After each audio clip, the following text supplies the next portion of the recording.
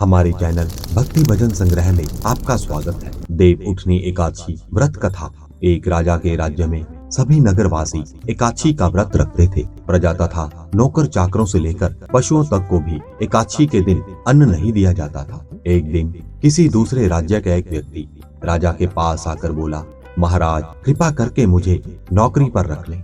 तब राजा ने उसके समक्ष एक शर्त रखी कि ठीक है, रख लेते हैं, किंतु रोजाना तो तुम्हें खाने को सब कुछ मिलेगा, परंतु एकादशी को अन्न नहीं मिलेगा। उस व्यक्ति ने उस समय हाँ कर दी, पर एकादशी के दिन जब उसे फलाहार सामग्री दी गई तो वह राजा के समक्ष जाकर गिड़गिड़ाने लगा, महाराज इससे मेरा पेट नहीं भरेगा, मैं भूखा ही मर जाऊंगा, मुझे अन्न दे दो।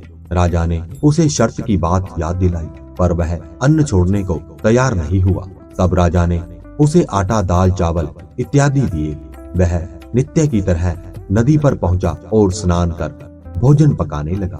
जब भोजन बन गया तो वह भगवान को बुलाने लगा, आओ भगवान, भोजन तैयार है। उसके बुलाने पर पीताम्बर धारण किए भगवान चतुर्भुज रूप में आ पहुंचे तथा प्रेम से उसके साथ भोजन करने लगे। भोजन आदि करके भगवान अंतर ध्यान हो गए तथा वह अपने काम पर चला गया। 15 दिन बाद अगली एकादशी को वह राजा से कहने लगा कि हे महाराज, मुझे 2 गुना सामग्री चाहिए। उस दिन तो मैं भूखा ही रह गया।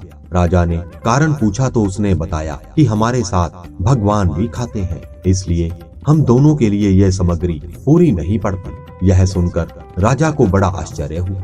वह बोला, मैं नहीं मान सकता कि भगवान तुम्हारे साथ खाते हैं। मैं तो इतना व्रत रखता हूँ, पूजा करता हूँ, पर भगवान ने मुझे कभी दर्शन नहीं दिए। राजा की बात सुनकर वह बोला, महाराज यदि विश्वास ना हो तो साथ चलकर देख लें।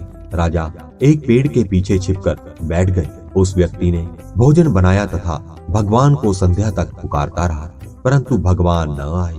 अंत में उसने कहा, हे भगवान, यदि आप नहीं आए तो मैं नदी में कूदकर प्राण त्याग दूंगा। लेकिन भगवान नहीं आए। तब वह प्राण त्यागने के उद्देश्य से नदी की तरफ बढ़ा। प्राण त्यागने का उसका दृढ़ निश्चय जान शीघ्र ही भगवान ने प्रकट होकर उसे रोक लिया और साथ बैठकर भोजन करने लगे। वह भोजन ग्रहण करके उसे अपने विमान में बिठाकर अपने धाम ले गए। यह देख राजा ने सोचा कि व्रत उपवास से तब तक कोई लाभ नहीं होता जब तक मन शुद्ध ना हो। इससे राजा को ज्ञान मिला। वह भी शुद्ध मन से व्रत उपवास करने लगा और अंत में स्वर्ग को प्राप्त हुआ। मिलते हैं अगली वीडियो में। आप जुड़े रहिए हमारे चैनल भक्ति भजन संग्रह के साथ और अच्छी वीडियो देखने के लिए हमारे चैनल को सब्सक्राइब करें और वीडियो को लाइक और शेयर करें।